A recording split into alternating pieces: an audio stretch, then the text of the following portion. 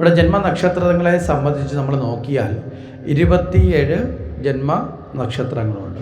ഇവിടെ ജന്മനക്ഷത്രങ്ങളിൽ നമുക്ക് ദേവപൂജയ്ക്ക് വലിയ പ്രാധാന്യം പണ്ട് മുതലേ നമ്മുടെ ആചാര്യ ശ്രേഷ്ഠന്മാർ നമ്മുടെ പാരമ്പര്യമായി കൽപ്പിച്ചിട്ടുണ്ട്. എന്തുകൊണ്ടാണെന്ന് ചോദിച്ചാൽ ജന്മനക്ഷത്രം ജന്മകാരകന് യഥാർത്ഥത്തിൽ ശുഭകരം അല്ല എന്നതാണ് ജ്യോതിശാസ്ത്ര സിദ്ധാന്തപ്രകാരം നമ്മൾ പഠിക്കേണ്ട ഒരു കാര്യം. ഇവിടെ നമ്മളൊക്കെ സാധാരണഗതിയിൽ ജന്മനക്ഷത്രം ഏതാണ്ട് ആഘോഷപൂർണ്ണമാക്കിയില്ലേ, ആഘോഷിക്കാനും ആനന്ദിക്കാനും ബഹളം വെക്കാനും ഉള്ളതാണെന്നൊക്കെ ധരിച്ചിട്ടാണ് നമ്മൾ ഇന്ന് പലതും കാട്ടിക്കൂട്ടുന്നത്. യഥാർത്ഥത്തിൽ അങ്ങനെയല്ല. ജന്മനക്ഷത്രം ആഘോഷത്തിനുള്ളതല്ല, ആചാരാനുഷ്ഠാനങ്ങൾ കൊണ്ട്, മനസ്സിലായില്ലേ, ആ ജന്മദായകന് ദുഃഖങ്ങൾ ഭവിക്കാതിരിക്കാനുള്ള മംഗള പ്രാർത്ഥനകൾ നടത്തേണ്ട ദിവസമാണ് ജന്മനക്ഷത്ര ദിവസം എന്ന് പറയുന്നത്. അങ്ങനെ ഒരു വലിയ പ്രത്യേകതയുണ്ട്. ഇത് നമ്മളൊന്ന് തിരിച്ചറിയേണ്ടത് വളരെ അനിവാര്യമാണ്. ഇന്നിപ്പോൾ നമ്മൾ ചെയ്യുന്നത് എന്താ? ജന്മമുണ്ടെന്ന് ബലൂണൊക്കെ മേടിച്ച് കെട്ടി റിബൺ കെട്ടി ഇല്ലേ. അപ്പോൾ അതുമൊക്കെ മാറ്റി ഇപ്പോൾ ഈവൻറ്റ് മാനേജ്മെൻറ്റുകാരെയൊക്കെ വിളിച്ചിട്ടാണ് ജന്മനക്ഷത്രം. ഈ അടുത്ത സമയത്ത് കണ്ട ഒരു പ്രാകൃതം എന്ന് പറയുമ്പോൾ പരിഷ്കാരമാണല്ലോ എല്ലാം ഇപ്പോൾ. പക്ഷേ എന്തൊക്കെയോ മൂല്യങ്ങൾ നഷ്ടപ്പെടുന്നത് പോലെ ഒരു സ്ഥലത്തൊരു ഡിസൈനിങ് സെൻറ്റർ ഇരുന്നപ്പോൾ അവിടെ ഒരു ഈവൻറ്റ് മാനേജ്മെൻറ്റും ഡിസൈനൊക്കെ ചെയ്തു കൊടുക്കുന്നൊരു ആൾ വന്നിട്ട് ഒരു കുട്ടിയുടെ പേരിടിയിൽ കർമ്മത്തിനാണ് എന്ന് പറഞ്ഞുകൊണ്ടൊരു സാധനം ഡിസൈൻ ചെയ്തു. അപ്പോൾ ഇതെന്താണെന്ന് അറിയാത്തത് കൊണ്ടും അത്രയങ്ങ് പരിഷ്കാരത്തിലേക്ക് നമ്മൾ ഇന്ന് വഴുതി വീഴാത്തത് കൊണ്ടും അവിടെ ഉണ്ടായിരുന്ന ഡിസൈൻ ചെയ്ത പയ്യനോട് ഞാൻ ചോദിച്ചാൽ പറഞ്ഞു അത് പേരിടിയിലാണെന്ന് പറഞ്ഞു. ഞാൻ ചോദിച്ചു പേരിടിയിൽ എന്താ?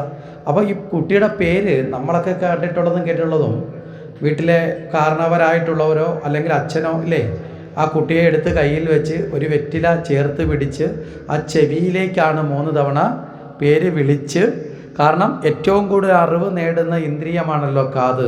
ആ ഇന്ദ്രിയത്തിലൂടെ അവൻ്റെ നാമത്തെ ഉള്ളിൽ ഉറപ്പിച്ച് ആ ജ്ഞാനസമ്പാദനത്തിൻ്റെ ആദ്യ പടിയായി അവൻ്റെ നാമത്തെ തന്നെ അവനിലേക്ക് കൊടുക്കും. അതിന് മുമ്പ് വരെ കുട്ടിയുടെ കാതിൽ ഒന്നും പറയില്ല വീട്ടുകാർ. പറയുമോ? പേരിടിയിൽ മുമ്പ് വരെ അല്ലാതെ മക്കളെ ചക്കരെ മോനെ പുത്തേ എന്നൊക്കെ വിളിക്കും. പക്ഷേ ഒരു കാരണവശാലും ചെവിയിൽ അങ്ങനെയൊന്നും പറയില്ല. കാരണം നാമമാണ് ആദ്യം പകരേണ്ടത്. കാരണം അവനെ ഇനി ഈ ലോകത്തറിയപ്പെടുന്ന ഏതിലൂടെയാണ്?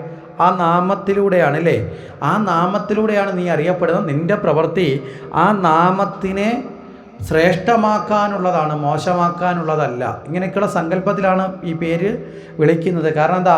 അവൻ്റെ പ്രവൃത്തി മോശമാണെങ്കിൽ അല്ലേ പേര് ദോഷം കേൾപ്പിക്കുമല്ലോ അല്ലേ. ആ പേര് കേൾക്കുമ്പോൾ തന്നെ നാട്ടുകാർ ചിരിക്കുന്ന അവസ്ഥ വരും. എന്താ കാരണം? ഒരു ഗുണവും ഇല്ലാത്തവനായിരിക്കും, കുഴപ്പക്കാരനായിരിക്കും. നേരെ മറിച്ച് ആ പേര് കേൾക്കുമ്പോൾ തന്നെ ആൾക്കാർക്ക് ഒരു റെസ്പെക്റ്റ് വരികയാണ്, ഒരു ബഹുമാനം വരികയാണെങ്കിൽ ആ പേരിൽ ജീവിക്കുന്ന ആൾ നന്നായി ജീവിക്കുന്ന ആളായിരിക്കും. ഇതായിരിക്കുമല്ലോ ശരി. അപ്പോൾ ഇങ്ങനെ അതുമല്ല, നിലവിളക്കിൻ്റെ മുമ്പിലൊക്കെ ഇരുത്തി നമ്മുടെ എല്ലാ കർമ്മങ്ങളും അഗ്നിസാക്ഷിയായി എന്നൊരു സങ്കല്പമുണ്ട് അല്ലേ. അഗ്നിസാക്ഷിയായി ഈശ്വരൻ, അഗ്നിസാക്ഷി എന്ന് വെച്ചാൽ എന്താ? എല്ലാ കർമ്മങ്ങളും ഈശ്വരനെ സാക്ഷിയാക്കി ചെയ്യുക എന്ന ഒരു ജീവിതക്രമമാണ് നമ്മുടെ സനാതനധർമ്മത്തിൽ പിന്തുടരുന്നത്. എന്തുകൊണ്ടാണെന്ന് ചോദിച്ചാൽ, അങ്ങനെയാണെന്ന് ശീലിച്ചാൽ അധാർമികമായ കർമ്മങ്ങൾ ഒഴിവാക്കപ്പെടും. കാരണം ഈശ്വരനെ സാക്ഷി കൊണ്ട് ആരും തെറ്റിയില്ലല്ലോ. മനസ്സിലാവുന്നുണ്ടോ? അപ്പോൾ എല്ലാ കർമ്മവും ഈശ്വരനെ സാക്ഷിയാക്കാൻ വേണ്ടി നമ്മളെ പഠിപ്പിക്കുന്നത് എന്തിനാണെന്ന് ചോദിച്ചാൽ ചെയ്യുന്ന കർമ്മങ്ങളൊക്കെ ശരിയായ കർമ്മങ്ങളാവാൻ വേണ്ടിയിട്ടാണ്. മനസ്സിലായില്ലേ? അതുകൊണ്ടാണ് അടിസ്ഥാനപരമായി ഭഗവത് ധർമ്മം എന്താണെന്ന ചോദ്യത്തിന് ഉത്തരമായിട്ട് നവയോഗികളുടെ ഉപദേശത്തിൽ പറയും, കായേന വാച മനസേന്ദ്രിയർവാ ബുദ്ധ്യാത്മനാവാ പ്രകൃത സ്വഭാവ കരോമി യദ്വത് സകലം പരസ്മേ നാരായണായേതി സമർപ്പയാമി. ഇത് കുട്ടിക്കാലം മുതലേ നമ്മുടെ കുഞ്ഞുങ്ങളെ ചൊല്ലി പഠിപ്പിക്കുകയും അതിൻ്റെ അർത്ഥം കൂടി പറഞ്ഞ് പഠിപ്പിക്കുകയും ചെയ്താൽ, മനസ്സിലായില്ലേ, വെറുതെ ചെല്ലിച്ചിട്ട് കാര്യമില്ല. നമ്മളുമൊക്കെ പലരും വെറുതെ ചെല്ലുന്നത് കൊണ്ടാണ് നമുക്കതിൻ്റെ ഗുണം കിട്ടാതെ പോകുന്നത്. തപജപസ് അർത്ഥഭാവനം എന്നൊരു സങ്കല്പമുണ്ട്. തപസ്സാണെങ്കിലും ജപമാണെങ്കിലും അത് അർത്ഥമറിഞ്ഞു ചെയ്യണം. അർത്ഥമറിഞ്ഞ് ചെയ്യുമ്പോൾ അതിൻ്റെ ഗുണം കൃത്യമായി നമുക്ക് അനുഭവിച്ചറിയാൻ സാധിക്കും. ഇവിടെ ഈ ചൊല്ലിയ ആ ഒരു സമർപ്പണ മന്ത്രത്തിൻ്റെ അർത്ഥം എന്താ? കായേന വാച മനസേന്ദ്രിയ, ശരീരം കൊണ്ടോ മനസ്സുകൊണ്ടോ ബുദ്ധി കൊണ്ടോ ഇന്ദ്രിയങ്ങൾ കൊണ്ടോ ഞാൻ ചെയ്യുന്ന സർവ്വകർമ്മങ്ങളും, മനസ്സിലായില്ലേ, ഇന്നതിന്നതൊന്നും മാറ്റി വെച്ചിട്ടല്ല, എല്ലാ കർമ്മവും ഭഗവാനെ നിൻ്റെ പൂജയായി മാറണം. അപ്പോൾ നമുക്കൊരു സംശയം വരാം, എല്ലാം അങ്ങനെ ഈശ്വരൻ്റെ പൂജയാവുന്നത്? നമ്മുടെ നിത്യജീവിതം തന്നെ എടുത്തു നോക്കുക. രാവിലെ എഴുന്നേറ്റു, പ്രഭാത കർമ്മങ്ങൾക്ക് മലമൂത്ര വിസർജനം നടത്താൻ പോകുന്നത് ഈശ്വരകർമ്മമാണോ? ആണോ? ആണ്. അല്ലെന്നാരാ പറഞ്ഞേ? ഈശ്വരൻ കുടികൊള്ളുന്ന ഈ ശരീരത്തെ മാലിന്യവിമുക്തമാക്കുന്നതാണ് അല്ലേ? നമ്മുടെ ഈ ശരീരത്തിൽ നമ്മൾ കഴിച്ച സ്വാദിഷ്ടമായി കഴിച്ച ഭക്ഷണവും നമ്മൾ കുടിച്ച ജലവും അതൊക്കത്തിൻ്റെ ഭാഗമായിട്ടുള്ളതിൽ വേസ്റ്റായിട്ട് പുറത്തേക്ക് പോണത്. മനസ്സിലാവുന്നുണ്ടോ? മാലിന്യത്തെ വിമുക്തമാക്കുന്നതാണ്. നമ്മൾ ക്ഷേത്രത്തിൽ നിർമാല്യം എന്നൊരു ചടങ്ങില്ലേ? എന്താ നിർമാല്യം? ദേവനെ ഒരു ശരീരത്തിൽ ഒരു ദേഹസ്വരൂപത്തിലാക്കി നമ്മൾ സങ്കല്പിച്ച് പൂജിക്കുമ്പോൾ ആ ദേവൻ്റെ ശരീരത്തിലെ മാലിന്യത്തെ അകറ്റുന്നതിനാണ് നിർമ്മാല്യം എന്ന് പറയുന്നത്. മനസ്സിലായില്ലേ? അവിടെ വെള്ളം ഒഴിച്ച് കഴുകി വൃത്തിയാക്കുന്നത് സ്നാനാദി കർമ്മങ്ങൾ പോലെയാണ്. നമ്മൾ പ്രഭാതത്തിൽ ചെയ്യുന്ന കർമ്മങ്ങൾ പോലെ ആ ശരീരത്തെ ശുദ്ധീകരിക്കുകയാണ്. കാരണം എന്താ? നമ്മളൊരു രൂപത്തെ സങ്കല്പിച്ച് നമ്മളെപ്പോലെ ഒരു മനുഷ്യ സ്വരൂപത്തെ പോലെ താതാത്മ്യമുള്ള രൂപമായി സങ്കല്പിച്ചിട്ടല്ലേ ഭഗവാനെ മുമ്പിൽ പായസവും പാലും ഒക്കെ കൊണ്ട് നേദിക്കുന്നത് അല്ലേ? മനസ്സിലാവുന്നുണ്ടോ? അവിടെ വിഭവങ്ങൾ കൊടുക്കുന്നുണ്ടെങ്കിൽ അതിന് മാലിന്യം ഉണ്ടാവും, നമ്മൾ കഴിക്കുന്നുണ്ടെങ്കിൽ അതിന് മാലിന്യമുണ്ട് എന്നതുപോലെ ആ ദേഹത്തു നിന്ന് മാലിന്യങ്ങളെ കഴുകി മാറ്റുമ്പോൾ ഈശ്വരൻ കുടികൊള്ളുന്ന ഈ ശരീരത്തെ ശുദ്ധമാക്കുന്ന പ്രവൃത്തിയും ഈശ്വരാർപ്പണം തന്നെയാണ്. മനസ്സിലാവുന്നുണ്ടോ?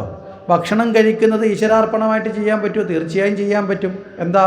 ഈ ശരീരത്തിന് ആവശ്യമായ എനർജി കൊടുക്കുന്ന ആ ഭക്ഷണം, ആ സദ്ഭക്ഷണത്തിൽ നിന്ന് നല്ല മനസ്സ്, നല്ല സ്വഭാവം, നല്ല ബുദ്ധി, നല്ല കർമ്മം ഉണ്ടാകണം. അതുകൊണ്ടാണ് ഭക്ഷണത്തിന് മുമ്പ് മന്ത്രം ജപിക്കുന്ന ശീലം ഉണ്ടായിരുന്നു നമുക്ക്. ബ്രഹ്മാർപ്പണം ബ്രഹ്മഹവീർ ബ്രഹ്മാഗ്നൗ ബ്രഹ്മണാഹുതം ബ്രഹ്മൈവ തേന ഗന്ധവ്യം ബ്രഹ്മകർമ്മ സമാധിന എന്നൊക്കെ ജപിച്ചിട്ടായിരുന്നു ഭക്ഷണം കഴിക്കുന്നത്. ഭക്ഷണം മുമ്പിൽ കിട്ടുന്ന പാടെ വടിച്ചു വാരി അകത്താക്കൽ പരിപാടി ഉണ്ടായിരുന്നില്ല. എന്താ കാരണം? ഭക്ഷണം വന്നു കഴിയുമ്പോൾ ആ ഭക്ഷണത്തെ ദഹിപ്പിക്കാൻ പറ്റുന്ന തരത്തിലുള്ള ദഹനരസങ്ങൾ നമ്മുടെ ശരീരത്തിൽ ഉൽപ്പാദിപ്പിക്കപ്പെടണം. അതിന് തയ്യാറാകാതെ ഭക്ഷണം കഴിച്ചാൽ അത് രോഗകാരണവുമായി മാറും. മനസ്സിലാവുന്നുണ്ടോ? അതുകൊണ്ടാണ് ഭക്ഷണത്തിനെ ഏറ്റവും കുറഞ്ഞ കയ്യെങ്കിലും കുപ്പി മനസ്സുകൊണ്ടെങ്കിലും ഒന്ന് ആ ഭക്ഷണത്തെ നമസ്കരിച്ചിട്ടേ ഭക്ഷണം കഴിക്കുക. കാരണം അന്നം ഈശ്വരനാണ്. അന്നാത് ഭവതി ഭൂതാനാം പർജന്യാത്മന്യവസ്ഥിത. അന്നത്തിൽ നിന്നാണ് സർവ്വഭൂതങ്ങളും സ്വഭാവവും സംസ്കാരവും ഒക്കെ ഉണ്ടാകുന്നത്. ഇങ്ങനെ ഏത് ജോലി, ഇപ്പോൾ വീട്ടിൽ അരി പാകം ചെയ്യുന്ന സമയത്ത് അത് ഈശ്വരന് സമർപ്പിച്ച് ചെയ്യാൻ പറ്റുമോ? പറ്റണം. എന്താ കാരണം?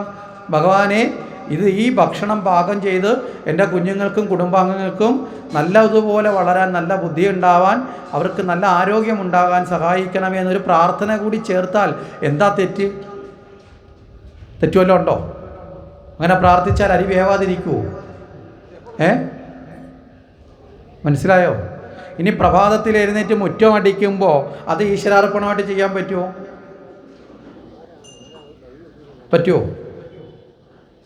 ഇപ്പോൾ ചോദിച്ചതുകൊണ്ട് ഇനി എല്ലാം പറ്റുമെന്ന് പറയും. പറ്റത്തില്ലെന്ന് പറഞ്ഞാൽ ചിലപ്പോൾ ഇനിയിപ്പോൾ തിരിച്ച് ചോദിച്ചാലോ അല്ലേ? അത് ഈശ്വരാർപ്പണമായി ചെയ്യേണ്ടതാണ്. മുറ്റമടിക്കൽ കർമ്മം ഈശ്വരാർപ്പണമാണ്. മനസ്സിലായില്ലേ? എന്താ അത് ഈശ്വരാർപ്പണം എന്ന് പറയാൻ കാരണം എന്താ?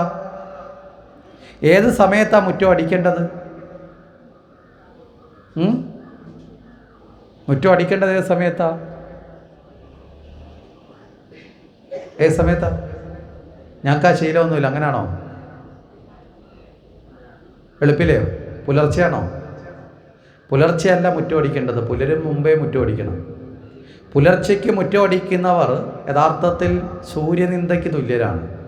സൂര്യഭഗവാൻ വരുന്നതിന് മുമ്പേ മുറ്റം അടിച്ച് വൃത്തിയാക്കി അവിടെ വെള്ളം തളിച്ച് സൂര്യനെ വരവേൽക്കാൻ, അയ്യത്ത് വീണ കരിയില പോകാനല്ല മുറ്റം അടിക്കുന്നത്. ഇപ്പോൾ ചിലരെന്ന് പറയും കരിയിലൊന്നുമില്ല അതുകൊണ്ട് കുഴപ്പമില്ലെന്ന് പറയും. ഫുൾ ഇൻ്റർലോക്കാണ്, ടൈലാണെന്നൊക്കെ പറയും. മനസ്സിലായില്ലേ?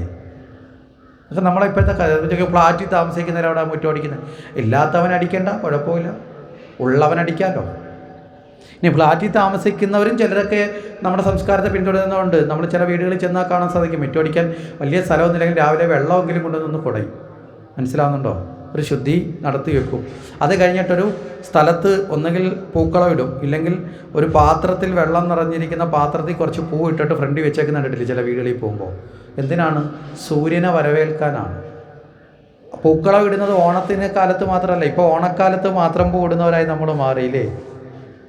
അങ്ങനെയല്ല. യഥാർത്ഥത്തിൽ എല്ലാ ദിവസവും നമ്മുടെ വീടിൻ്റെ മുന്നിൽ സാക്ഷാൽ സൂര്യഭഗവാനെ വരവേൽക്കാൻ പ്രത്യക്ഷ ഈശ്വരന്മാരെ കൂട്ടത്തിലൊരാളാണ് സൂര്യൻ. സാക്ഷാൽ വിഷ്ണു തന്നെയാണ് സൂര്യൻ. മനസ്സിലായില്ലേ? ആ സൂര്യനെ വരവേൽക്കാൻ വേണ്ടി വലിയ പൂക്കളൊന്നും വേണ്ട, 2-3 പൂവെങ്കിലും നമ്മുടെ വീട്ടിൻ്റെ ഫ്രണ്ടിലായിട്ട് സൂര്യപ്രകാശം കടന്നു വരുന്ന ഭഗവാന്റെ പാദം. അതുകൊണ്ട് പുലർച്ചെയല്ല മുറ്റമടിക്കേണ്ട, പുലരിന് മുമ്പേ മുറ്റമടിക്കണം. മനസ്സിലാവുന്നുണ്ടോ? നമ്മളെ വീട്ടിൽ ഒരു അതിഥി വന്നതിന് ശേഷം അതിഥി പെരയ്ക്കകത്ത് കയറി ഇരുന്നിട്ടാണോ നമ്മൾ ആ റൂം വൃത്തിയാക്കാൻ ജോലിയുമായിട്ട് ഓടി ചെല്ലുന്നത്? കാലൊന്ന് പൊക്കി ചേട്ടാ ഞാൻ ഇവിടെ നിന്ന് തൂക്കട്ടെ എന്ന് പറഞ്ഞ് അതിഥിയെ കൊണ്ട് അവിടെ തിരുവാതിരയൊക്കെ കളിപ്പിക്കുമോ? ഇപ്പോൾ അങ്ങനെയൊക്കെയാണെന്നൊക്കെ പറയാം. പക്ഷേ യഥാർത്ഥത്തിൽ നമ്മൾ ചെയ്യേണ്ടത് എന്താ? നേരത്തെ തന്നെ അല്ലേ അവിടെയൊക്കെ. അതുപോലെയാണ് എല്ലാ ദിവസവും പുലരുന്നതിന് മുമ്പ്.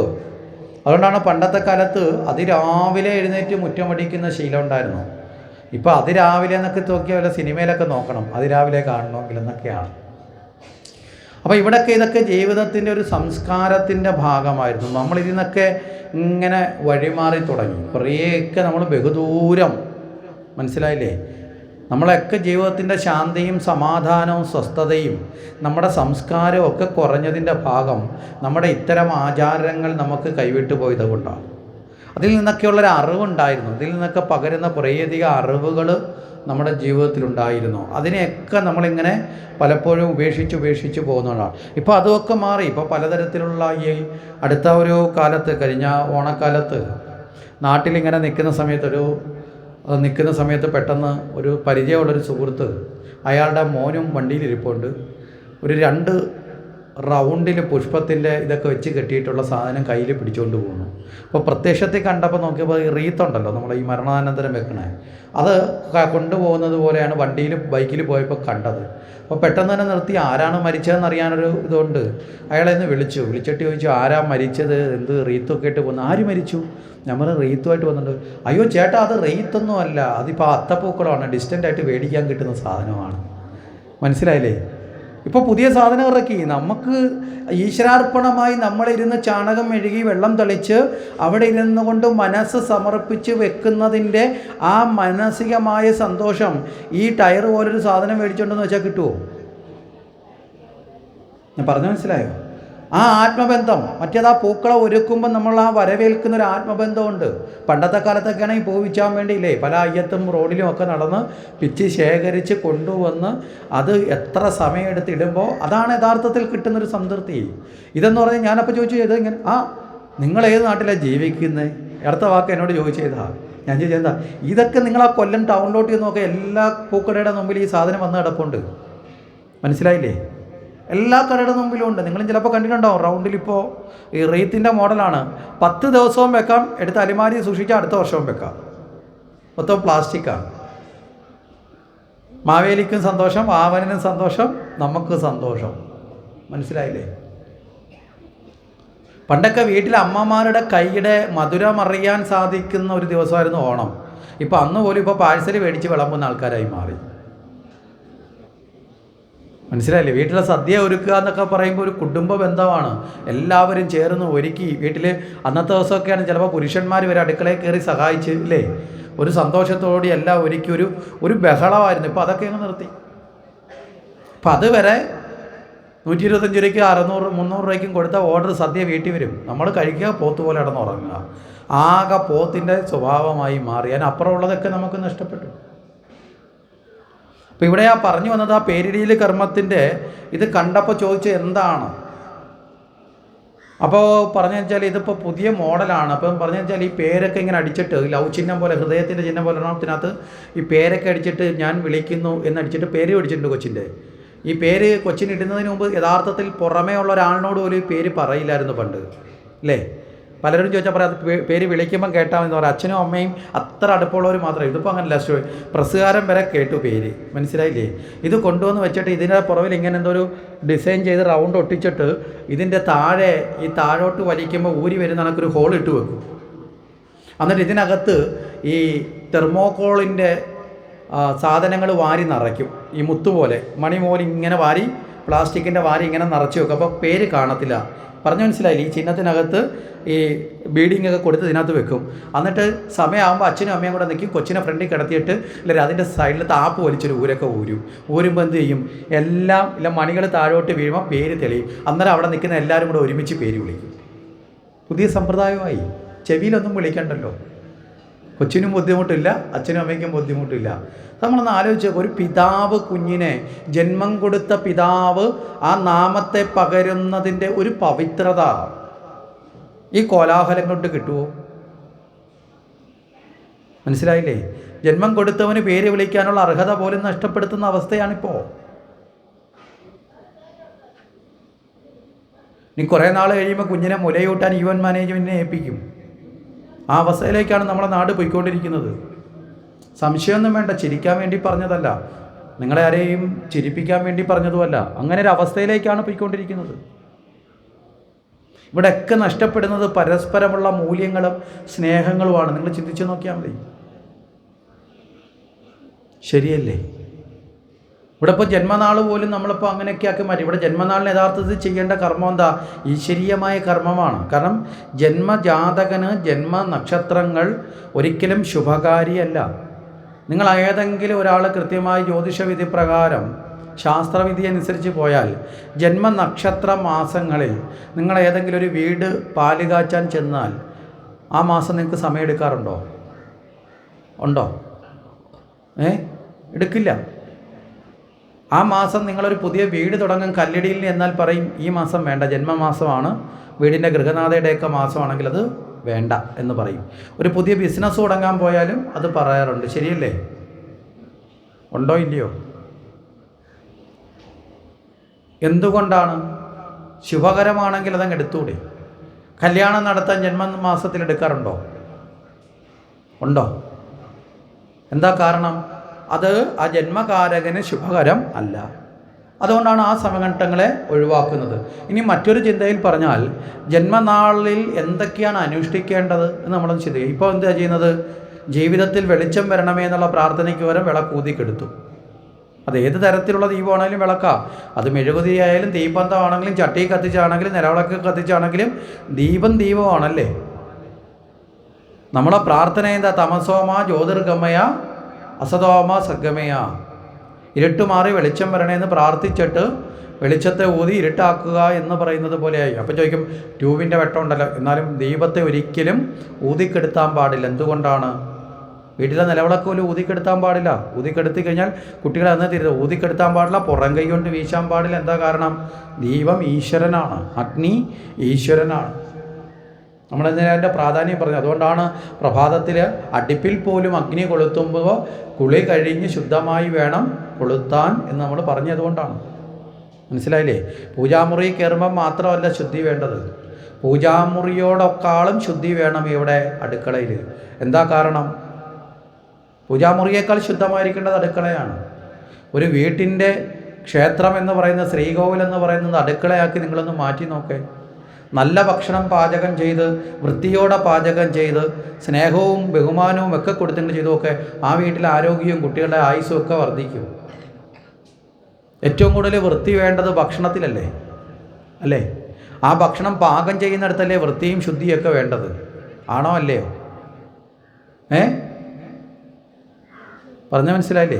ഇതൊക്കെയായിരുന്നു നമ്മുടെ പൂർവികർ പണ്ട് ചിട്ടയായിട്ട് വെച്ചിരുന്നത്. അല്ലാതെ കൊച്ചുളുപ്പാങ്കാലത്ത് തണുപ്പത്ത് കഷ്ടപ്പെടുത്താൻ വേണ്ടി പോയി കുളിക്കാൻ വേണ്ടി ഒന്നും പറഞ്ഞ പീഡിപ്പിക്കലൊന്നും അല്ലത്. ഏറ്റവും പ്രധാനമാണ്. ഇനി ഭക്ഷണം എന്ന് പറയുന്നത് പാചകം ചെയ്യുന്ന ആളിൻ്റെ ശരീരവും മനസ്സും കൂടി ശുദ്ധമായിരിക്കണം, മനഃശുദ്ധി ഉണ്ടാവണം. മനസ്സിലായില്ലേ?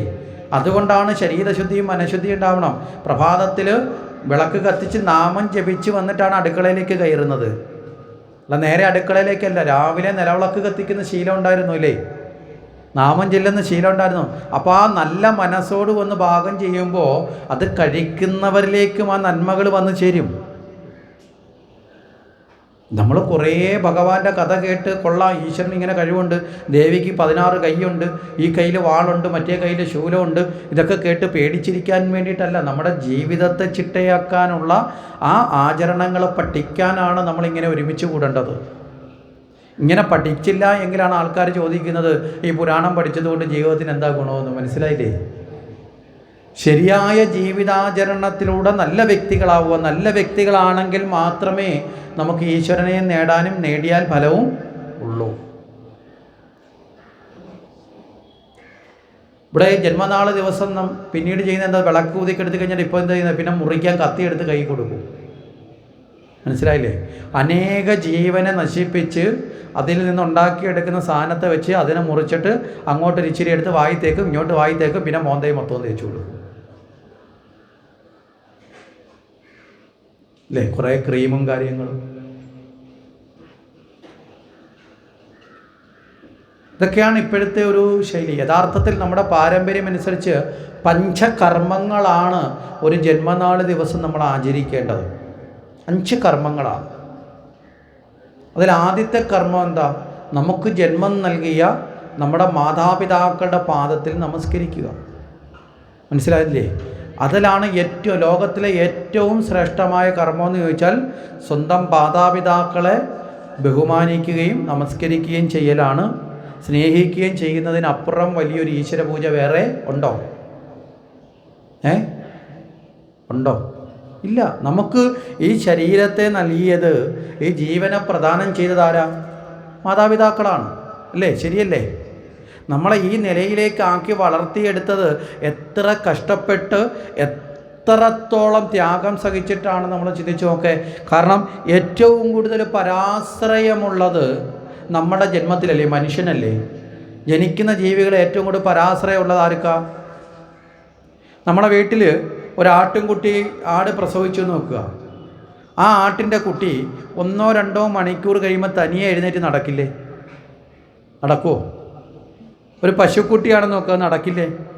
ഇനി ഒരു പട്ടിക്കുട്ടിയാണെന്ന് നോക്കുക, അത് തനിയെ എണീറ്റ് കുറച്ച് സമയം കഴിയുമ്പോൾ നടക്കും, ഇല്ലേ? അത് നടന്നു പോയി അതിൻ്റെ അമ്മയുടെ അടുത്ത് പോയി പറ്റിച്ചേർന്ന് അതിൻ്റെ അകിട് തനിയെ കണ്ടുപിടിച്ചത് പാല് കുടിച്ചു തുടങ്ങും. ശരിയല്ലേ? നമ്മൾ ചിലപ്പം വീട്ടിൽ വളർത്തുന്നതുകൊണ്ട് സ്നേഹത്തോടെ ഒരു തവണ എങ്ങനെ പിടിച്ചു കൊടുക്കും. ഒരു മനുഷ്യ കുഞ്ഞായിട്ട് ജനിക്കുന്ന നമ്മുടെ അവസ്ഥയൊന്ന് ആലോചിച്ച് നോക്കേ.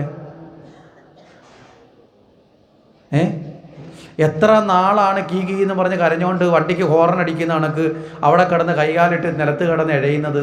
ഒന്ന് എഴുന്നേറ്റ് നിൽക്കാനോ സ്വന്തം അമ്മയുടെ അടുത്തേക്ക് നടന്നു ചെല്ലാനോ നമ്മളെ കൊണ്ട് സാധിക്കണം? എത്ര ദിവസം കഴിയണം? അല്ലേ? അമ്മ എടുത്ത് മാറോട് ചേർത്തില്ല എങ്കിൽ അമ്മയുടെ മുലക്കാമ്പിൽ നിന്ന് മുലപ്പാൽ കുടിക്കാൻ സാധിക്കുമോ നമുക്ക്? സാധിക്കില്ല. മലമൂത്ര വിസർജനം നടത്തുന്ന സ്ഥലത്ത്, കിടക്കുന്ന സ്ഥലത്ത് കിടന്ന് നടത്തി കഴിഞ്ഞാൽ ആ അഴുക്കിൽ നിന്നൊന്നും മാറിക്കിടക്കണം എന്ന് വെച്ചാൽ സ്വന്തമായി ഒരിക്കലും നമുക്ക് സാധിക്കാറില്ല. സാധിക്കുമോ? അച്ഛനോ അമ്മയോ വീട്ടുകാരെ അടുത്ത് മാറ്റി കിടത്തണം. കാരണം എന്താ? അത്രയും പരാശ്രയത്തിലാണ് നമ്മൾ ജീവിക്കുന്നില്ലേ? എത്ര നാൾ കഴിഞ്ഞിട്ടാണ് നമ്മൾ നടന്നു തുടങ്ങുന്നത്? ഒരു പട്ടിക്കുഞ്ഞും അതാണൊക്കെ പശുക്കുട്ടിയെയും ആട്ടിൻകുട്ടിയൊക്കെ ആണെങ്കിൽ നമ്മൾ നടന്നു നടക്കുന്ന സമയമാകുമ്പോഴത്തേക്ക് അത് നല്ല ഗംഭീരമായിട്ട് ഓടാനും ചാടാനും തുടങ്ങത്തില്ലേ? അപ്പം അത്രയും കാലം നമ്മളെ എത്രത്തെ കഷ്ടപ്പെട്ടിട്ടാണ് നമ്മളെ കൊണ്ടു നടന്നത്, നമ്മളെ വളർത്തിയെടുത്തത്, നമ്മളൊന്ന് സങ്കല്പിച്ച് നോക്കേ. അങ്ങനെയുള്ള മാതാപിതാക്കളോട് നമുക്ക് സ്നേഹം വേണോ വേണ്ടയോ? സ്വന്തം മാതാപിതാക്കളെ സ്നേഹിക്കാതെയും ബഹുമാനിക്കാതെയും നമ്മളിനി ഗുരുവായൂരപ്പന് പോയിട്ട് സ്വർണം കൊണ്ട് ശ്രീകോവിൽ പണിഞ്ഞു കൊടുത്താലും, മനസ്സിലാവുന്നുണ്ടോ, വലിയ ഗുണമൊന്നും ജീവിതത്തിലുണ്ടാവില്ല. നാട്ടിൽ ചിലപ്പോൾ പേരൊക്കെ കിട്ടും, പത്രത്തിൽ ഫോട്ടോ ഒക്കെ അടിച്ചു വരും, വലിയ പ്രശസ്തിയൊക്കെ കിട്ടും. പക്ഷേ യഥാർത്ഥത്തിൽ നമ്മൾ ചെയ്യേണ്ട കാര്യം നമ്മൾ അപ്പം ഒരു ജന്മനക്ഷത്രത്തിൽ ഏറ്റവും പ്രാധാന്യം എന്ന് പറഞ്ഞാൽ മാതാപിതാക്കളെ നമസ്കരിക്കുക എന്നുള്ളതാണ്. ഇവിടെ നമ്മുടെ സംസ്കാരം അനുസരിച്ച് മാതാപിതാക്കളെ നമസ്കരിക്കുക എന്നുള്ളതിന് വലിയ പ്രാധാന്യമുണ്ട്. ഇത് എപ്പോഴൊക്കെയാണ് ചെയ്യേണ്ടത്? നമ്മളൊക്കെ ഇപ്പോൾ ഉള്ളത് ജീവിതത്തിൽ ഇപ്പോൾ 2 തവണയാണ് അച്ഛനും അമ്മയും നമസ്കരിക്കുന്നത്. എപ്പോഴാണ്? നമുക്കറിയാം കല്യാണം കഴിക്കുമ്പോൾ. ഇപ്പോൾ കല്യാണം കഴിക്കുമ്പോഴും നമസ്കരിക്കലൊന്നുമില്ല. ഇപ്പോൾ ഫോട്ടോഗ്രാഫർ പറഞ്ഞു കഴിഞ്ഞാൽ തൊട വരെ കുനിയത്തോളൂ, താപ്പോട്ട് പോവില്ല. മനസ്സിലായില്ലേ? ഉടുത്തിരിക്കുന്നതിൻ്റെ ചുളിവ് വീണാലോ? തമാശയല്ല. ഇപ്പം നിങ്ങൾ ഏത് കല്യാണ വീട്ടിൽ പോയാലും ഏതെങ്കിലും മക്കൾ മാതാപിതാക്കളുടെ പാദം വരെ കുനിഞ്ഞു തൊടും നിങ്ങൾ കണ്ടിട്ടുണ്ടോ? നിങ്ങൾ നോക്കിയാൽ മതി. ഇപ്പോൾ എല്ലാവരും ഒന്ന് കുനിയും, ഒന്ന് പകുതി ഒന്ന് വളയും. അപ്പോഴത്തേക്ക് സ്റ്റുഡിയോക്കാരൻ പറയും നോ. കാര്യം എന്താ? ബ്യൂട്ടീഷ്യൻ അടുത്ത് നിൽക്കുക, കുനിയല്ലേ മോളെ തോനെ, വിയർത്ത് കഴിഞ്ഞാൽ മേക്കപ്പ് ഒലിച്ചു പോവും. അതിനപ്പുറത്തോട്ട് കുനിയാറില്ല, പാദം വരെ എത്താറില്ല. അതൊരു കാര്യം. ഇനി രണ്ടാമത്തത് എവിടെയാ? രണ്ടാമത് അച്ഛൻ്റെ അമ്മയുടെയൊക്കെ പാദത്തിൽ നമസ്കരിക്കുന്ന എപ്പോഴാ? സത്യസന്ധമായിട്ട് പറഞ്ഞോ, കുഴപ്പമൊന്നുമില്ല, ധൈര്യമായിട്ട് പറഞ്ഞോ. മരിച്ചു കഴിഞ്ഞിട്ട് ആരെ കാണിക്കാൻ? ജീവനോടിരുന്നപ്പോൾ ജീവിച്ചിരുന്ന ആ സമയത്ത് മാതാപിതാക്കളെ കാലിൽ നമസ്കരിക്കാത്ത ഒരൊറ്റ മക്കൾക്കും മരണാനന്തരം ആ കാലിൽ പിടിച്ച് തൊട്ട് തൊഴാൻ ഒരു അവസരവും കൊടുക്കരുത്. വെറും നാടകമാണ്, കാപട്യമാണ്. ജീവിച്ചിരിക്കുമ്പോൾ സ്നേഹിച്ച് ജീവിച്ചിരിക്കുന്നവരെ നമസ്കരിക്കാതെ ജഡത്തിനെ നമസ്കരിച്ചിട്ട് എന്ത് പുണ്യം? ആരെ കാണിക്കാനാണ്? നാട്ടുകാരെല്ലാം ഒന്ന് കാണണം. എന്താ? അല്ലെങ്കിൽ നാട്ടുകാർ വിചാരിക്കത്തില്ലേ, അയ്യോ ഇവൻ എന്തൊരു ഹൃദയമില്ലാത്തവൻ എന്നൊക്കെ നാട്ടുകാർ ചിലപ്പോൾ, അല്ലെങ്കിൽ മോശമാണെന്ന് നാട്ടുകാർ ഇവനും ഇവളുമൊക്കെ മനുഷ്യത്വമുള്ളവരാണോ എന്ന് ചിന്തിക്കും. അതുകൊണ്ടാണ് നമ്മൾ കാണിക്കാൻ വേണ്ടിയിട്ടാണ് ഇപ്പോൾ മരണാനന്തരം പോയിട്ട് ജഡത്തെ പിടിച്ച് വേണ്ടാന്നല്ല, നമസ്കരിക്കേണ്ടെന്നല്ല പറഞ്ഞു. നമസ്കരിക്കുന്നവർ തെറ്റില്ല. കാരണം എന്താ? അത്രയും നാൾ തൻ്റെ അച്ഛനായി അമ്മയായി ജീവിച്ച ആ ജീവന് കുടികൊള്ളാൻ കൊടുത്ത് ആ ദേഹമാണ്, ആ ശരീരമാണ്. മനസ്സിലായില്ലേ? ആ നന്ദിയോടുകൂടി അതിനെ നമസ്കരിക്കാം. പക്ഷെ ജീവിച്ചിരിക്കുമ്പോഴും നമസ്കരിക്കണ്ടേ? അച്ഛനും അമ്മയെന്ന് പറഞ്ഞാൽ ആ അനുഭവം, ആ ആനന്ദം അനുഭവിക്കേണ്ട അവർ ആ ശരീരത്തിൽ തന്നെ ഉണ്ടോ? മരിച്ചു കഴിയുമ്പോൾ ഉണ്ടോ? അല്പം കഴിഞ്ഞാൽ കത്തിച്ച് കളയേണ്ട, വെറും ചാമ്പലായി പോകേണ്ട ഒരു ജഡവസ്തു മാത്രമാണ്. പിന്നെ അച്ഛനായി അമ്മയെ അറിഞ്ഞ ശരീരമായതുകൊണ്ട് കൈകൂപ്പുന്നത് കൊണ്ട് തെറ്റില്ല. പക്ഷേ അന്നേരമല്ല കാര്യം നമസ്കരിക്കേണ്ടത്. നമ്മളെല്ലാവരും ഏറ്റവും കുറഞ്ഞത് വർഷത്തിൽ ഒരു തവണ നമ്മുടെ മാതാപിതാക്കളെ പാദത്തിൽ നമസ്കരിക്കണമെന്ന് നമ്മുടെ ശാസ്ത്രം. ഒരു തവണ ഏറ്റവും കുറഞ്ഞത്, അതായത് ഈ ജന്മനാൾ ദിവസം. മനസ്സിലായില്ലേ? ഇനി കൂടുതൽ നമസ്കരിക്കാൻ ആഗ്രഹമുള്ള നല്ല മക്കളാവണമെങ്കിൽ നമുക്ക് ചിന്തിച്ചു കഴിഞ്ഞാൽ എല്ലാ വർഷവും 12 ദിവസം നമസ്കരിക്കാം. എന്താ? എല്ലാ മാസവും കൂടി നോക്കുമ്പോൾ എല്ലാ മാസവും ജന്മനക്ഷത്രം ഇല്ലേ? ഉണ്ടോ ഇല്ലയോ? എല്ലാ മാസവും ഉണ്ട്. അത് കൂടാതെ പിന്നെ 3 ജന്മാനുജന്മ നക്ഷത്രമുണ്ട്. ഒരു ഗ്രഹത്തിൻ്റെ കീഴിൽ 3 നക്ഷത്രങ്ങൾ ചേരുന്നതാണ് നമ്മൾ പറഞ്ഞത്, നവഗ്രഹ പൂജാ സങ്കല്പം പറഞ്ഞത്. അപ്പോൾ ആ 3 നക്ഷത്രങ്ങൾക്കും തുല്യ ഫലമാണ്. മനസ്സിലാവുന്നുണ്ടോ? ആ ഗ്രഹത്തിൽ ഇപ്പോൾ വ്യാഴത്തിൻ്റെ കീഴിൽ 3 നക്ഷത്രം ഉണ്ട് എന്ന് വെക്കുക. അപ്പോൾ ഉദാഹരണം പറഞ്ഞാൽ ഇപ്പോൾ പുണർതം, ഭരണി, തൃക്കേട്ട ഉണ്ടെന്ന് വെക്കുക. ഈ 3 നക്ഷത്രത്തിനും ഈ 3 നാളും തുല്യമാണ്, ഒരേ ഫലമാണ്, ജന്മനക്ഷത്രത്തിൻ്റെ ഫലം തന്നെയാണ്. അങ്ങനെ നോക്കിയാൽ ഒരു വർഷം ഏതാണ്ട് 12x3. ഇനി അതല്ല, എല്ലാ ദിവസവും നമസ്കരിക്കാൻ സാധിച്ചാൽ പരമഭാഗ്യം, പരമപുണ്യം. ഇനി മനസ്സുകൊണ്ടെങ്കിലും ചെന്ന് കാലേ പിടിക്കണ്ട, മനസ്സുകൊണ്ടെങ്കിലും മനസ്സിലായില്ലേ നമസ്കരിക്കുക. അപ്പോൾ ചോദിച്ചും, യോ ഞാനിനി എങ്ങനെയാണ് നമസ്കരിക്കുക? എൻ്റെ അച്ഛനും അമ്മയൊക്കെ അങ്ങ് മരിച്ചു പോയല്ലോ, ജീവിച്ചിരുന്നപ്പോൾ ചെയ്തിട്ടില്ലെന്ന് അന്ന് പറഞ്ഞാൽ മനസ്സുകൊണ്ട് നമുക്ക് നമസ്കരിക്കുന്നതിന് ജീവിച്ചിരിക്കണമെന്നൊന്നുമില്ലല്ലോ. ഉണ്ടോ? നിർബന്ധമുണ്ടോ? അപ്പം മാതാപിതാക്കളെ നമസ്കരിക്കുക. ഇതാണ് നമ്മളെ കുഞ്ഞുങ്ങളെ ആദ്യം പഠിപ്പിക്കേണ്ടത്. ഒരു ജന്മനാൾ ദിവസത്തിൽ ആദ്യത്തെ പ്രവൃത്തി. രണ്ടാമത്തെ പ്രവൃത്തി എന്താ? രണ്ടാമത്തെ കാര്യം, പണ്ട് നമ്മളെയൊക്കെ വീടുകളിൽ നമ്മളെ കൊണ്ട് ചെയ്യിപ്പിക്കും. ജന്മനാൾ ദിവസം ക്ഷേത്രത്തിൽ പോകാൻ പറയും, വഴിപാട് നടത്താനൊക്കെ പറയത്തില്ലേ? ജന്മനാൾ ദിവസം എന്തിനാ ക്ഷേത്രത്തിൽ പോകാൻ അന്ന് നിർബന്ധിച്ച് പറഞ്ഞു വിടുന്നത്? എന്തിനാ? ഈ ജന്മനാൾ ദിവസം നമുക്ക് ദോഷകാരകമായതുകൊണ്ട് ദേവനെ ആശ്രയിച്ച് ആ ദുഃഖത്തെ ഇല്ലാതാക്കാൻ വേണ്ടിയിട്ടാണ്. മനസ്സിലല്ലേ? ദേവപ്രീതി ഉണ്ടാവണം.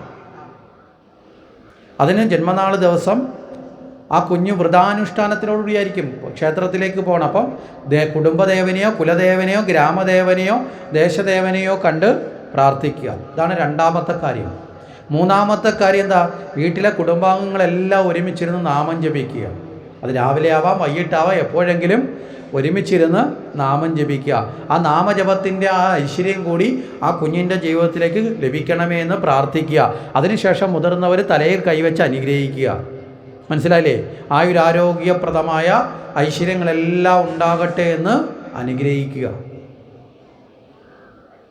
ഇതാണ് മൂന്നാമത് നടക്കേണ്ട കാര്യം. അപ്പോൾ ഒന്നാമത്തെ മാതാപിതാക്കളുടെ പാദനമസ്കാരം, രണ്ടാമത്തെ ദേവദർശനം, മൂന്നാമത്തത് വീട്ടിൽ തന്നെ നാമജപങ്ങൾ. നാലാമത്തത് എന്താ? ദാനധർമാദികൾ ചെയ്യുക.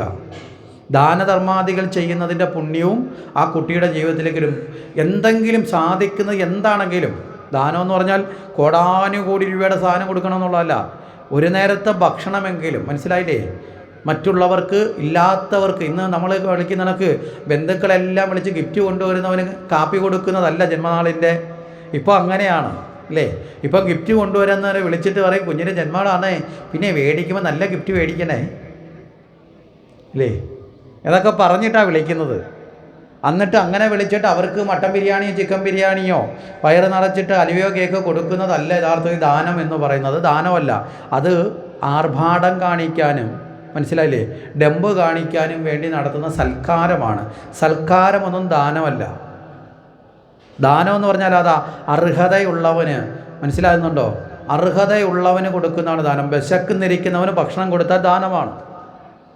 അറിവില്ലാത്തവന് അറിവ് പകർന്നു കൊടുക്കുന്നത് ദാനമാണ്. വസ്ത്രമില്ലാത്തവന് വസ്ത്രം കൊടുക്കുന്നത് ദാനമാണ്. മനസ്സിലാവുന്നുണ്ടോ? രോഗിയായിരിക്കുന്നവന് ഔഷധം കൊടുക്കുന്നത് ദാനമാണ്. ദുഃഖിച്ചിരിക്കുന്നവന് ഒരു ആശ്വാസ വാക്ക് കൊടുക്കുന്നത് ദാനമാണ്. മനസ്സിലാവുന്നുണ്ടോ? അപ്പം സമ്പത്ത് മാത്രമല്ല ദാനം. പണ്ട് നമ്മുടെ അമ്മമാരൊക്കെ അതിന് നല്ലൊരു പ്രക്രിയ ചെയ്യുമായിരുന്നു. എന്താ?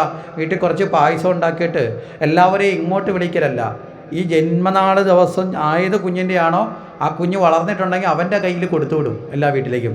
ഇനി അല്ലെങ്കിൽ അമ്മമാർ തന്നെ ഈ കുഞ്ഞിനെ എടുത്തുകൊണ്ട് വീടുകളിൽ കൊണ്ടുവന്ന് ഈ പായസം കൊണ്ടുപോയി കൊടുക്കും, എല്ലാ വീട്ടിലും കൊടുക്കും. അവർ ചോദിക്കും എന്താ വിശേഷം?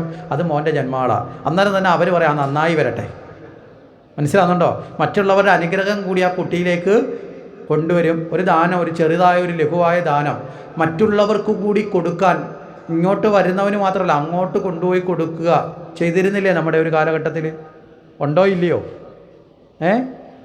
മറ്റുള്ളവരിലേക്ക് ചെന്ന് അവരിലേക്ക് പങ്കുവെക്കാൻ ഒരവസരമായിട്ട് കൊടുക്കാനുള്ളൊരവസരം, ഇങ്ങനെയുള്ള ഒരു സമ്പ്രദായം ഉണ്ടായിരുന്നു. അതാണ് നാലാമത്തത്. അഞ്ചാമത്തതോ, ഈ പ്രകൃതി ആണ് നമ്മളെ നിലനിർത്തുന്നത്. ഈ പ്രകൃതിയെ പൂജിക്കുക. അതിനെന്ത് ചെയ്യുക? ഒന്നുകിൽ ജന്മനക്ഷത്ര വൃക്ഷത്തെ നട്ടുവളർത്താം, അല്ലെങ്കിൽ ഈ പ്രകൃതിയിലുള്ള പക്ഷി മൃഗാദികൾക്ക് കുഞ്ഞിനെ കൊണ്ട് ഭക്ഷണം കൊടുപ്പിക്കുക. ഈ മനസ്സിലായില്ലേ? പണ്ട് ക്ഷേത്രങ്ങളിലൊക്കെ ആണെങ്കിൽ ക്ഷേത്രക്കുളങ്ങളിൽ മീനിനെ ഊട്ടുക, മീനൂട്ടെന്ന് പറയും. മീന് ഭക്ഷണം കൊടുക്കുക, അല്ലെങ്കിൽ പ്രകൃതിയിലുള്ള പക്ഷിയാഗം കൊടുക്കുക. നമ്മുടെ വീട്ടിലുള്ള ചെടികൾക്ക് ഒക്കെ തന്നെ ആ കുട്ടിയെ കൊണ്ട് വെള്ളം ഒഴിപ്പിക്കുക, ഈ വളവിടിയിക്കുക. കാരണം എന്താ? ഈ പ്രകൃതിയെയും പരിപാലിക്കുക. അതിൽ നിന്ന് ലഭിക്കുന്നതൊക്കെ കൊണ്ടാണ് നമ്മൾ ജീവിക്കുന്നത്. ഈ 5 തരം കർമ്മങ്ങളാണ് ഒരു ജന്മദിനത്തിൽ പഞ്ചസംസ്കാരമായി നമ്മുടെ കുഞ്ഞുങ്ങളിലേക്ക് കൊടുത്തത്. ഇന്നിപ്പോൾ അത് വല്ലതും ഉണ്ടോ? മനസ്സിലായില്ലേ? ഇവിടെയാണ് നമ്മുടെ കുട്ടികളിൽ ഇന്ന് സംസ്കാരമില്ലാത്തവരായി പോകുന്നതിൻ്റെ കാരണം. ഇന്ന് നമ്മളിപ്പോൾ സാധാരണഗതിയിൽ പറഞ്ഞാൽ പരിഷ്കാരം ആവശ്യം പോലെ ആയില്ലേ? ആയില്ലയോ? പരിഷ്കാരം ആവശ്യം പോലെ ആയിട്ടുണ്ട് നമുക്ക്. പക്ഷെ സംസ്കാരമോ?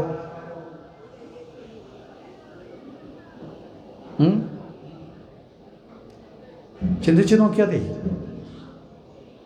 അപ്പോൾ ഇവിടെ യഥാർത്ഥത്തിൽ നമ്മുടെ ജീവിതത്തിനെ മൂല്യമുള്ളതാക്കി മാറ്റുന്നത്, വാല്യൂ ഉള്ളതാക്കി മാറ്റുന്നത്, ശ്രേഷ്ഠമാക്കി മാറ്റുന്നത് പരിഷ്കാരമാണോ സംസ്കാരമാണോ? ഏതാ? സംസ്കാരമാണ്. ഇത് പകർന്നു കൊടുക്കാനാണ് ആചാരങ്ങളെ സൃഷ്ടിച്ചത്. ഓരോ ആചാരങ്ങളെയും അർത്ഥമറിഞ്ഞ് നമ്മളതിനെ ഉൾക്കൊള്ളുകയും അത് പകർന്നു കൊടുക്കുകയും ചെയ്താൽ അത് നമ്മുടെ വീടിൻ്റെയും നമ്മുടെ നാടിൻ്റെയും സംസ്കാരമായി മാറും. മനസ്സിലായില്ലേ? അർത്ഥമറിയാത്തതൊക്കെ ആചരണങ്ങളായി മാറും. ആചരണങ്ങളെന്ന് പറഞ്ഞാൽ എന്താ? അനുകരണം മാത്രമാണ്, അർത്ഥം അറിയില്ല. മനസ്സിലായില്ലേ? ഇപ്പം നമ്മൾ പല ആചാരങ്ങളും ചെയ്യുന്നത് അർത്ഥം അറിഞ്ഞിട്ടാണോ? അതുകൊണ്ടാണ് നമുക്ക് പലതും ഉപേക്ഷിക്കാൻ ബുദ്ധിമുട്ടില്ലാത്തത്. കാരണം എന്താ? മുമ്പേ പോയവർ അത് ചെയ്തു, നമ്മളും അത് ചെയ്തു. എന്തിനാന്ന് ചോദിച്ചാൽ നമുക്ക് അന്നും അറിയില്ല, ഇന്നും അറിയില്ല. ഇതിനെ ഒന്നും പഠിക്കാൻ നമ്മൾ മെനക്കെടാറുമില്ല. ഇപ്പോൾ ഒരു അമ്പലത്തിൽ ആദ്യമായിട്ട് വരുന്ന ഒരാൾ ഈ ക്ഷേത്രത്തിലേക്ക് വരുമ്പോൾ ഇവിടെ വന്നപ്പോൾ കാലൊന്ന് തട്ടി, അയാൾ മുന്നോട്ട് മറിഞ്ഞപ്പോൾ അയാൾ വീഴാതിരിക്കാൻ വേണ്ടി നിലത്ത് കൈ കുത്തിയിട്ട് അമ്മയെ ഭഗവതി എന്നും പറഞ്ഞങ്ങ് നുകർന്നു. പുറകിൽ വന്നാലും പുതിയൊരാളാണെന്ന് വെക്കുക. അയാൾ വിചാരിക്കും ഇവിടെ വരുമ്പോൾ എന്ത് ചെയ്യണം? മുന്നോട്ടൊന്ന് മറിഞ്ഞ് കൈകൊണ്ട് കുത്തി തൊട്ടാലേ ഇവിടുത്തെ ദേവി അനുഗ്രഹിക്കുക. അയാളും തൊഴുതും. അതിൻ്റെ പുറകെ വരുന്ന ആൾ ഇത് ചെയ്യും. അവസാനം ഒരു മാസം കഴിയുമ്പോൾ, മനസ്സിലായില്ലേ? ഏകദേശം വരുന്നവരൊക്കെ അതിൻ്റെ ഉരുണ്ടി വരുമ്പോൾ എന്ത് ചെയ്യും? ഒന്ന് കുനിഞ്ഞ് ഒന്ന് മറിഞ്ഞിട്ട് തൊട്ട് വീഴുന്നവരായി മാറും. ഇതിനെയാണ് ആചരണം എന്ന് പറയുന്നത്. ഒരർത്ഥവും ഇല്ല. മനസ്സിലായില്ലേ? അർത്ഥമില്ലാത്തത് സർവ്വതിനെയും നമ്മൾ മാറ്റണം.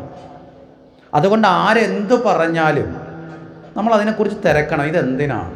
അത് ക്ഷേത്രാചാരമായിക്കൊള്ളട്ടെ, മറ്റാചാരമായിക്കൊള്ളട്ടെ, അതിനെക്കുറിച്ച് മനസ്സിലാക്കണം. ഇന്ന് നമ്മൾ ആ അർത്ഥത്തെ അറിഞ്ഞിട്ടാണോ പലതും ചെയ്യുന്നത്? ആണോ?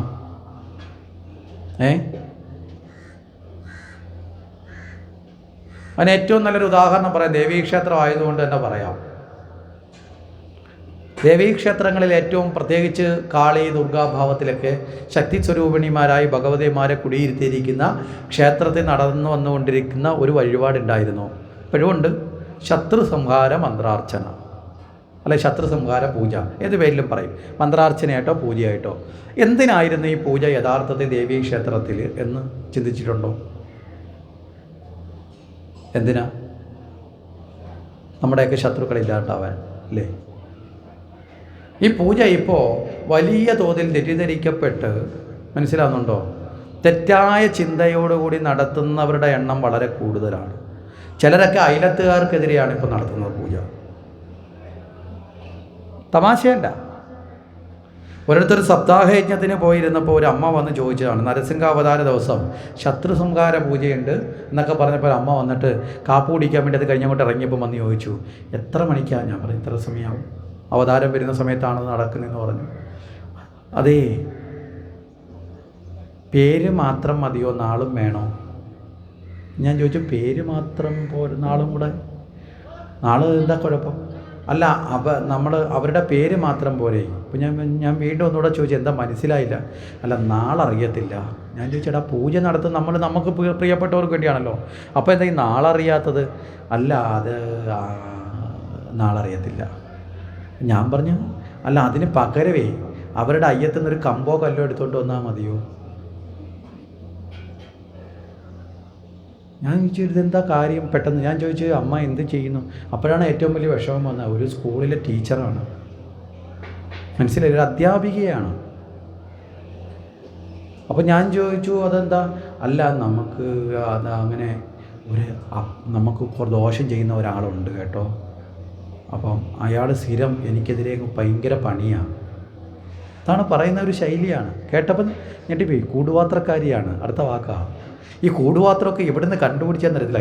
കിളിക്കൂടും മറ്റു കൂടുമൊക്കെ നമ്മൾ കണ്ടിട്ടുണ്ട്. പക്ഷേ ഈ പുതിയ ഇതൊക്കെ തറ്റി പറഞ്ഞാൽ നമ്മളെ അന്ധവിശ്വാസത്തിൽ കൊണ്ട് തളയ്ക്കാനും നമ്മുടെ കയ്യിലെ കാശ് സ്വന്തമാക്കാൻ ആഗ്രഹിക്കുന്നവർ പറഞ്ഞ് പഠിപ്പിച്ച വൃത്തികെട്ട ഇടപാടാണ് ഈ കൂടുപാത്രം. മനസ്സിലായില്ലേ? ഇപ്പം ഭക്തി മൂത്ത പലരും കൂടുപാത്രത്തിന് തിരിച്ചു പാത്രം ഉണ്ടോ എന്ന് ചോദിച്ചു കിടക്കുന്നവരാ. സത്യത്തിൽ ഇത് ഇല്ലാത്ത ഒന്ന് പറഞ്ഞ് നമ്മളെ ഭയപ്പെടുത്തി നമ്മുടെ മനസ്സിനെ അന്ധവിശ്വാസത്തിലേക്ക് എത്തിച്ച് അതിൻ്റെ പേരിൽ ചില പൂജയുടെ പേരൊക്കെ നടത്തി കാശുണ്ടാക്കാൻ വേണ്ടി കണ്ടുപിടിച്ചൊരു പരിപാടിയാണ്.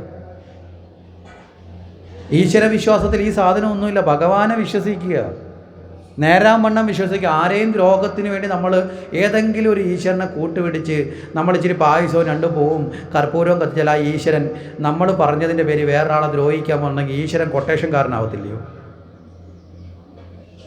ആവത്തില്ലേ?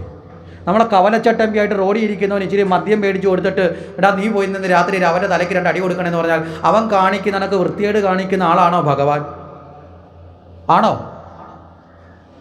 അങ്ങനെയാണെന്ന ബോധമുള്ളവൻ മാത്രമേ ഈ കൂടുപാത്ര പണിക്ക് നടക്കത്തുള്ളൂ.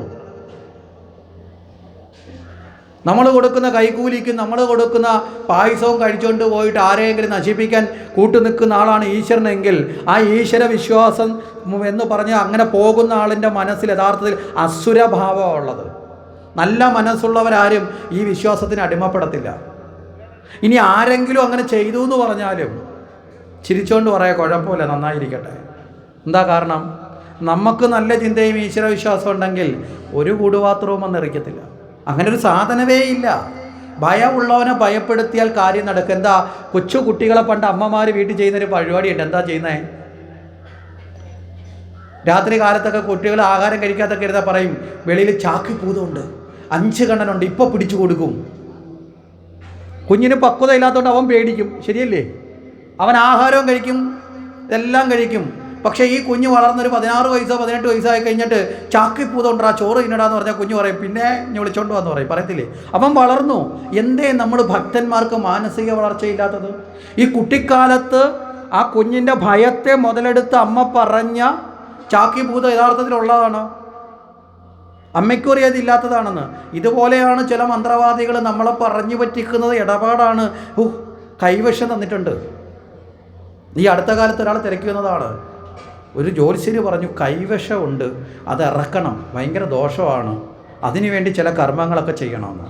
ഞാൻ പറഞ്ഞു, കുടിക്കുന്ന ആഹാരവും കഴിക്കുന്ന ചോറും ഒക്കെ നല്ലതാണെന്ന് നോക്കി കല്ലും മണ്ണും ഒക്കെ ഉണ്ടെങ്കിൽ വാരി കളഞ്ഞിട്ട് കഴിച്ചാൽ മതി, ഒരു കൈവശവും കാണത്തില്ലെന്ന് പറഞ്ഞു. ശുദ്ധമായ വിഡ്ഢിത്തമാണിതൊക്കെ. ഇതൊക്കെ നമ്മുടെ ഭയത്തെ, നമുക്ക് അറിവില്ലാത്ത സമയത്ത് നമ്മളെ അജ്ഞാനത്തെ മുതലെടുത്ത് ഇല്ലാത്തത് പറഞ്ഞ് ഭയപ്പെടുത്തി, ഈ ഭയം നമ്മുടെ ഉള്ളിൽ തന്നെ ഉള്ളതുകൊണ്ട് പറയുമ്പോൾ നമ്മൾ എന്ത് ചെയ്യും? ഭയക്കും.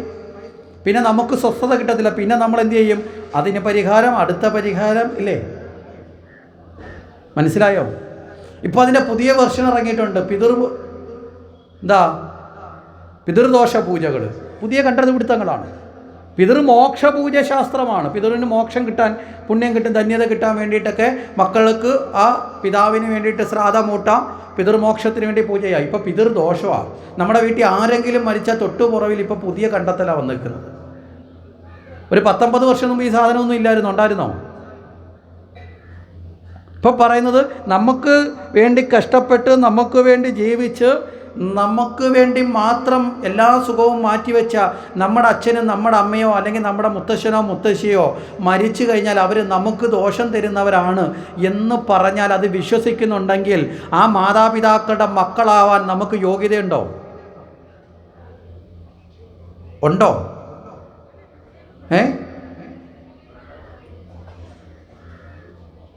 മാതാപിതാക്കളോട് ദുഷ്ടത്തരം ചെയ്യുന്ന മക്കളാണെങ്കിൽ അവർ വേണമെങ്കിൽ ഭയന്നോ, കുഴപ്പമില്ല, പിതൃദോഷം ഉണ്ടെന്ന് പറഞ്ഞാൽ.